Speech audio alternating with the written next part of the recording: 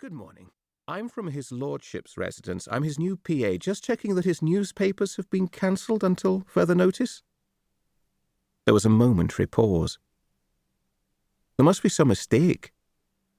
The lad on the other end sounded flustered. Let me check the ledger. The phone went down onto a hard surface. She heard pages rustling. Then he was back on the line. Our instructions are to stop them only until October 12th. Oh, I must have got that wrong. I'll consult with the housekeeper and get back to you. If you don't hear from me, just leave it as it is. Sorry to have troubled you. No problem at all. I'll pop in one day. The name's Jenny. Alec.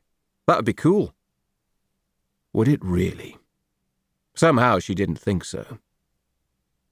Deception worked every time. It never ceased to amaze her how many folks were willing to take her at face value, to accept every lie, every pleasantry exchanged in person or on the phone. Her mother had once told her that her familiarity would get her into trouble one day. How wrong could one person be? It had opened so many doors they may just as well have been left open.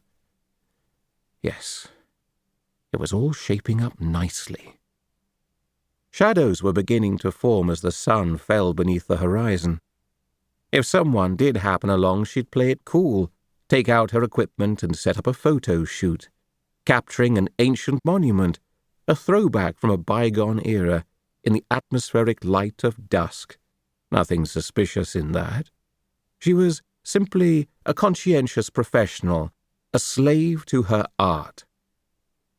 If only the same could be said of her co-conspirator. His non-stop whining was getting on her nerves. Quit bitching, she said. It's a bit of rain and it's giving us the best chance we'll ever have to check out the terrain. Do a proper walkthrough of the temple with no one around. It can't be far. Come on! He hitched the camera case further onto his shoulder, rain dripping from the hood of the waxed jacket she'd given him so he'd blend in. Sodden, it would weigh as much as he did. This place gives me the creeps. He looked around as if some unseen enemy was lurking in the half-light. You sure we picked the right site? What if you want out? I didn't say that.